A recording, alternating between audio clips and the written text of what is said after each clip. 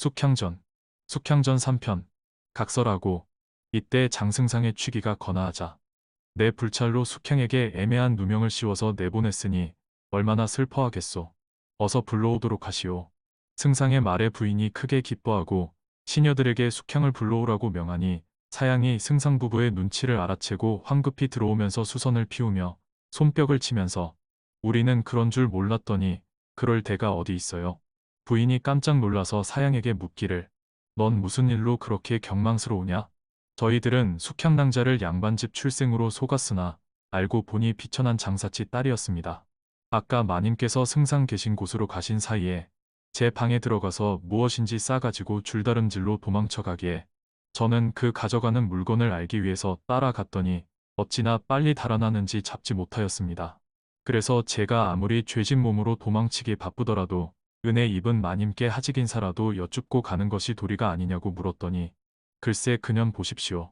함부로 종알거리는 말투가 마님이 저를 구박해서 내쫓는데 무슨 정이 있어서 하직 인사를 하느냐고 발악을 하지 않겠어요. 그리고는 어떤 행인 남자를 따라가면서 온갖 욕과 비방을 하였습니다. 부인이 사양의 말을 듣고 크게 놀라면서 그 애한테 직접 물어볼 일이 있으니 어서 빨리 불러오도록 하라고 하니 사양은 하는 수 없이 대답하고 밖으로 찾는 체하고 나갔으나 마을 집에 가서 앉아 있다가 시간을 보내고 돌아와서 천연스럽게 거짓말로 벌써 멀리까지 간 것을 제가 죽자 하고 쫓아가서 마님 말씀을 드리고 데려오려고 하였으나 숙향이 입을 삐죽이면서 내 얼굴과 제주로 어딜 간들 그만 의식을 못 얻겠느냐고 코웃음을 치면서 어떤 소년들과 정답게 손을 잡고 잡스러운 희롱을 하면서 가버렸사옵니다. 저는 비록 천한 몸이오나 아직까지 그런 행실을 보도 듣도 못하였습니다. 하고 분해서 어쩔 줄 모르는 체하니라. 이때 대문 밖에서 누비온 이분 중이 곧장 내당으로 들어오니 얼른 보아도 태도가 비상하여 보통 산승이 아니라 승상이 부인을 옆방으로 보내고 몸을 일으켜서 중을 맞아서 당상으로 오르게 하니라. 선사는 어디서 오셨습니까? 소승은 옥황상제의 명을 받고 승상의 옥석을 가리려고 왔소이다. 승상이 아직 대답도 하기 전에 사양이 쪼르르 달려나와서 숙향은 본디 빌어먹는 거린이었는데 승상과 부인께서 불쌍히 여기시고 댁에 두고 금욕식으로 길렀사오나 행실이 불측스러워서 귀중한 보배를 훔쳐서 감추었다가 드러났으므로 그뿐 아니라 그런 죄로 댁에서 쫓겨나갈 때도 이 댁의 은공을 모르고 도리어 원수로 악담을 한 년인데 임자는 어떤 중놈이기에 숙향이의 부축을 들고 감히 재상댁 내당에 들어와서 숙향을 위하여 무슨 시비를 따지겠다는 거요. 대감님, 이 중놈을 노복에게 잡아내다가 쳐죽이도록 하십시오. 중이 허허 웃고 말하되 승상 내외부는 속일 수 있으나 하늘조차 속일 소냐. 내가 승상댁 가사 맡아볼 적에 온갖 것을 도적질해서 내 집 재산을 만들다가 승상 내외분이 3월 3일에 영춘당에서 잔치하는 사이에 내가 부인 침소에 들어가서 금봉채와 장도를 훔쳐다가 숙향의 방에 숨겨두고 숙향이가 도둑질한 것처럼 꾸미지 않았느냐. 그런 관계로 숙향을 부인께 모함하여 승상 내외분을 속이고 허무한 말로 이간중상하여 마침내 숙향을 내쫓고 그 후에 부인께서 숙향의 억울함을 동정하여 숙향을 불러오라 하시니 너는 그러는 체하고 마을 집에 가서 앉았다가 돌아와서 또 맹랑한 말로 승상을 속이지 않았느냐. 처음부터 끝까지 내 간악을 감추고 누명을 숙향에게 씌웠으나 승상과 부인께서는 내 간악을 깨닫지 못하셨거니와 하늘이야 어찌 속이겠느냐 하고 소매에서 작고 붉은 물건을 꺼내서 공중으로 던지니 즉시로 뇌성병력이 진동하며 갑자기 큰 비가 쏟아지며 천지가 암담하니 온 집안이 황황망조하여 어쩔 줄을 모르게 되니라. 노승이 뜰에 내려와서 하늘에 무어라고 하매 이윽고 공중에서 집동 같은 불덩어리가 내려와서 사양을 벼락치니 이 통에 온 집안 사람들이 기절하였다가 한참 만에 먼저 정신을 차린 부인이 울면서 사양이는 제 죄로 천벌을 받았거니와 숙향은 어디로 가서 누구에게 의지하고 있는가 불쌍하다. 무죄한 숙향은 필년길로 방황해 다니면서 나를 생각할 거다. 내가 소홀히 생각하고 또 사양의 간악한 말을 고지 듣고서 숙향을 내쫓았으니 모두 내 불찰의 탓이다. 하고 울면서 숙향의 방으로 들어가서 본즉 방 안이 고요한데 오직 숙향의 혈서 한 장만 남아 있었는데 그 글의 사연을 보니 숙향은 5세 때에 부모를 잃고 동서로 유리하다가 장승상 댁에 10년을 위탁하니 그 은혜 하에 갔도다. 일조의 악명을 얻으니 차마 세상에 잊지 못할 터이라. 유유창천이여 나를 가엾이 여겨서 누명을 벗기소서. 이렇게 피로 써 있었느니라.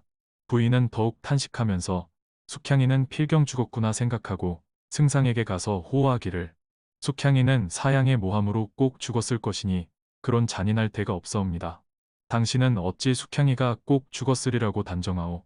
승상도 뉘우치면서 부인을 위로하려고 하였으니 부인이 그 증거로서 숙향의 혈서를 내보이자 승상도 측은히 여겨 마지 않았으며 때마침 승상에 당질되는 장원이 왔다가 이 말을 듣고서 어제 표진강가에서 멀리 보았는데 그 소녀가 숙향이었던 모양입니다.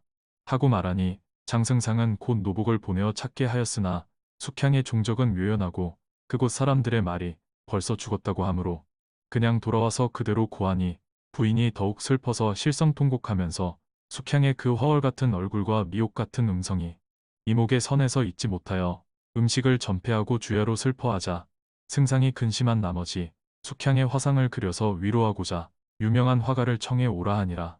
이 말을 들은 장원이 숙향이 10살 때에 절을 업고서 수정에 가서 구경할 때 장사 땅에 있는 조족이라는 화가가 숙향의 얼굴을 보고서 자기가 경국지색을 많이 보았으나 이 처자 같은 미인은 보지 못하였다면서 숙향의 얼굴을 그려 갔사오니 그 사람에게 그 그림을 구하면 좋을까 하옵니다. 그럼 내가 그에게 가서 구해오라. 승상이 장원을 조족에게 보냈으나 그는 벌써 그 화상을 다른 사람에게 팔았다고 대답하니라. 장원이 돌아와서 승상에게 그대로 고한즉 승상은 곧 황금 100냥을 주면서 그 화상을 물러오라고 조족에게 당부하여 물러오게 하니라. 승상 부부는 그 화상을 받고서 숙향을 만난 듯이 반갑고 슬퍼서 눈물을 흘려 마지 않으며 침실에 장식하고 조석으로 밥상을 차려놓고 혼백을 위로해 주니라.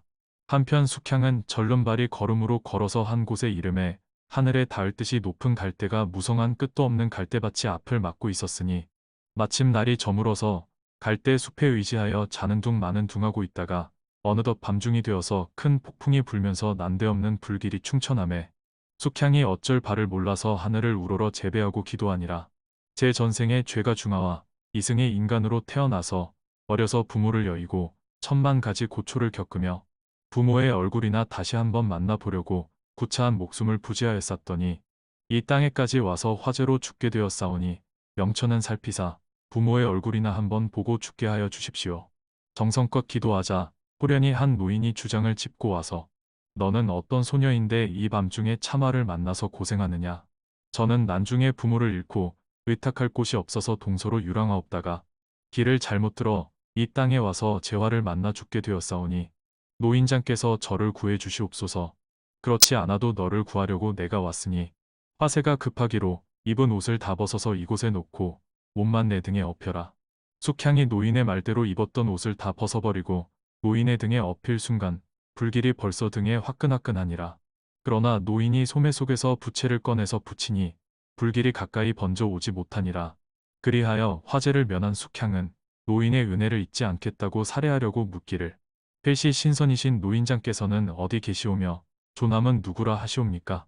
내 집은 남천문 밖이고 부르기는 화덕진군이라 하거니와 내가 어찌 4300리나 되는 나 있는 고장을 지나가겠느냐 하고 호련히 간데 온데 없이 사라져 버리니라. 숙향이 공중을 향하여 살해하였으나 젊은 여자로서 발가벗은 알몸으로 길을 갈 수가 없어서 망연히 울고 있을 수밖에 없었더니 그때 호련히 한 노파가 광주리를 옆에 끼고 지나가다가 숙향을 보고 옆에 앉아서 묻기를 너는 어떤 처녀인데 해괴하게 길가에 앉아 있느냐. 너 어디서 큰 죄를 짓고 이 꼴로 내쫓긴 것이 아니냐. 남의 재물을 도적질하다가 내쫓겼느냐. 불안당을 맞아 옷을 약탈당하였느냐.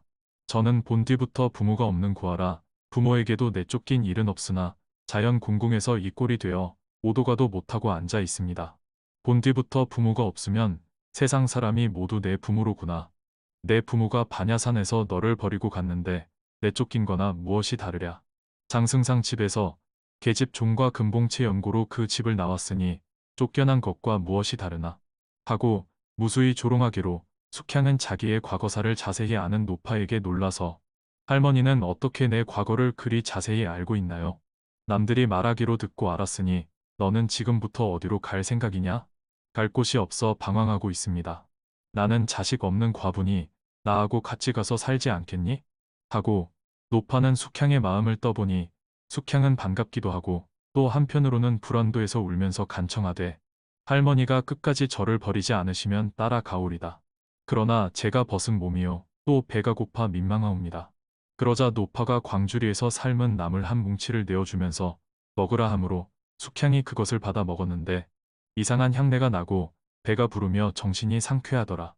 노파가 웃으면서 자기 옷 한 가지를 벗어 입히고 어서 같이 가자고 재촉하니 숙향이 노파를 따라서 두어 고개를 넘어가니 마을이 정결하고 집집마다 부유하게 사는 고장이더라. 노파는 그 마을에서 제일 작은 집으로 들어가면서 본즉 집은 작으나 매우 정결하고 아담하더라. 숙향이 이 집에 온 지 반달이 되도록 종시 병자인 체하고 있었더니 하루는 노파가 타이르기를 너를 보니 정말로 병든 사람 같지 않으니 나를 속이지 말라. 숙향은 웃기만 하고 대답을 아니하니라. 내 집은 본디 술집이라 마을 사람들이 자주 출입하는데 내가 그렇게 더럽게 하고 있으면 안 되겠으니 얼굴이나 씻고 있어라. 숙향이 오래 있어 보았으나 이 술집이라는 집에 출입하는 남자는 없고 여자만 출입하고 있었으니 숙향이 얼굴 단장을 다시 하고 의복을 갈아입고 술을 놓고 있을 때 외출했던 노파가 돌아와서 아주 고와진 숙향을 보고 퍽 기뻐하며 말하되 어여쁜 내 딸아. 전생에 무슨 죄로 광안전을 이별하고 인간에 내려와서 그처럼 고생을 겪느냐. 할머니가 나를 친자식처럼 여기시니 어찌 숨길 수 있습니까? 난중에 부모를 잃고 의탁할 데가 없어서 유리하옵더니 사슴이 업어다가 장승상집 뒷동산에 두고 가오매 그 댁이 무자하여 나를 친딸같이 길러주시더니 계집종 사양이란 애가 나를 모해하여 승상 내외께 참소되어 내쫓기고 그 누명을 씻지 못하여 표진강 물에 빠져 죽으려 하였sap더니 그때 연꽃 놀이하던 소녀들의 그함을 받고 처녀의 단행이 두려워서 거짓 병신꼴을 하고 정처 없이 가다가 화재를 만났으나 요행이 화덕진군의 구원을 받았으며 그 직후에 할머니를 만나서 나를 친딸같이 사랑하여 주시니 나도 친어머니처럼 아옵니다. 노파가 이 말을 듣고 새삼스럽게 숙향에게 절하고 낭자의 마음이 진정 그런가 하고 그 후로 더욱 사랑하니라. 숙향은 본디 총명하여 배우지 않아도 매사에 모를 것이 없으니 수만 놓아서 팔아도 생계가 족하였으므로 노파가 더욱 소중히 여기니라. 어느덧 이 집에 온 뒤로 해가 바뀌어서 춘 3월 보름날에 노파는 술 팔러 나가고 숙향이 홀로 집에서 술을 놓고 있을 때 파랑새가 날아와서 매화가지에 앉아 슬피 울고 있었는데 숙향이 심란하여 혼자 탄식하되 새도 나처럼 부모를 잃고 우는가 하고 창에 의지하여 잠이 들었더니 문득 그 파랑새가 숙향에게 속삭여 말하니라. 낭자의 부모가 모두 저기 계시니 나를 따라가시죠. 반가워서 잠을 깨어 그 파랑새를 따라서 한 곳이 이르르니 연못과 백사장의 구슬로 대를 쌓고 산호기 등에 집을 지었는데 호박주추와 집의 모든 장치가 오색 구름같이 아로 새겨져 광채가 찬란하여 눈이 부셔서 똑바로 보지 못할러라. 숙향이 그 놓은 집을 우러러 본즉 정각 위에 황금의 큰 글자로 요지 보배라 쓰여져 있었는데 하도 집이 엄숙하여 감히 들어가지 못하고 문 밖에 서 있을 때 층층대에서 오색구름이 일어나고 향기가 진동하며 무수한 선관과 선녀들이 혹은 학을 타고 혹은 봉황을 타고 쌍쌍이 집 안으로 들어가는데 체운이 일어나며 대룡이 황금수레를 끌고 가는데 이것은 옥황상제의 연이라. 그 뒤에는 석가열애가 오신다 하고 오백나안이 차례로 시위하여 오는데 각종 풍악과 향내가 진동하니라. 여러 행차가 지났으나 숙향을 본체 하는 이가 없더니 이윽고 한 덩이 구름이 일어나며 백옥교자의 한 선녀가 연꽃을 들고 단정히 앉으니라. 이것은 월궁항하의 행차라. 수레 위에 항아가 숙향을 알아보고 소아야 너를 여기서 보니 반갑구나. 인간 고생이 어떠하더냐. 어서 나를 따라 들어가서 요지를 구경하고 가거라. 숙향이 파랑새를 앞세우고 항아를 따라 들어가니 그 집의 형용이 찬란할 뿐 아니라 팔진경장과 육강난 곳에 한 보살이 젊은 선관을 뒤에 거느리고 들어와서 옥황상제께 인사를 드리자 상제가 그 선관에게 태열아 어디 가 있었느냐 반갑다. 그래 인간 생활이 재미있더냐 하고 물으셨다. 그 다음에 항아의 인도로 소아를 만나 보신 상제께 항아가 아뢰되 이 소아는 이미 죽을 액을 4번 지냈으니 그만 천상의 죄를 용서하시고 석가열애에게 수한을 점지하시되 70을 점지하옵소서. 칠성에 명하여 자손을 점지하되 이자 일녀를 점지하라. 상제가 분북후 이어서 남두성에 명하여 복록을 점지하였더라. 그러자 남두성이 상제께 여쭈되 아들은 정승하고 딸은 황후가 되게 하나이다. 다음에 상제는 소아에게 반도 2개를 주고 개화 1가지를 주심에 숙향이 옥쟁반 위에 반도와 개화를 받아들고 내려와서 태을에게 주자 태을 선관이 땅에 엎드려서 두 손으로 받아들고 숙향을 눈주어 보았으므로 숙향이 당황해서 몸을 두루 가누는 바람에 손에 낀 옥지환의 박은 진주알이 빠져서 떨어지니 태을이 몸을 굽혀서 그 진주를 주어 손에 쥐었더니 숙향이 부끄러워서 돌아와 어쩔 줄 모르는데 문득 노파가 술을 팔고 집으로 돌아와서 숙향 낭자 무슨 잠을 이토록 자고 있나요? 그 소리에 숙향이 꿈을 깨었으나 요지의 풍류 소리가 아직도 귀에 쟁쟁이 남아 있느니라. 숙향 낭자 꿈에 본 천상의 광경이 어떠하던가요? 내가 꾼 천상의 꿈을 어떻게 알았어요? 숙향이 깜짝 놀라서 물으니 파랑새가 낭자를 인도에 갈 적에 나에게 알려주었기로 이미 알고 있었지요. 숙향이 이상히 여기면서 꿈 이야기를 자세히 아뢰니 그런 광경을 보고 그냥 지내면 잊어버리기 쉬우니 낭자의 재주로 그 찬란한 광경을 수놓아서 기록해 두시오. 숙향이 좋은 생각이라고 곧 수놓아서 보인즉 어쩌면 이렇게도 재주가 놀라울까? 하고 노파가 대단히 칭찬하니라. 그리고 훗날에 장에 가서 팔면 큰 돈이 될 거라고 기뻐하였으나 숙향은 의아히 여기고 이 경치는 천금으로도 싸고 이 국력은 백금으로도 싸지만 이 진가를 누가 능히 알아볼는지요. 하고 그 후에 장에 가서 팔려고 하였으나 과연 아무도 사려고 하지 않아서 단념하려던 끝에 그림을 그리는 조적이 그런 것에 조예가 깊어진가를 알기 때문에 반기면서 묻기를 이 술을 누가 놓았느냐? 우리 집 어린 딸이 놓았습니다. 노파가 숙향을 자기 딸이라고 대답하니라. 조적은 이어서 묻기를 할머니는 어디 살며 누구신가요? 나는 낙양 동촌리 화정술집의 할미인데 이 수는 딸이 놓은 진품이라 만금도 쌉니다. 조적은 흥정 끝에 500냥으로 사가니라. 노파가 그 돈을 받아 가지고 집에 돌아와서 숙향에게 숲한 이야기를 하자. 인간에도 하늘 경치를 알아보는 사람이 있군요. 하고 숙향이 감동하여 말하니라. 조적은 큰 돈을 주고 술을 샀으나 제목이 없으므로 연필에게 제목 글씨를 받아서 천하 보물을 삼으려고 두루 수소문한 끝에 낙양 동촌리의 이의공의 아들이 글과 글씨로 이태백과 왕이지를 무색해 한다는 말을 듣고 그를 찾아가니라.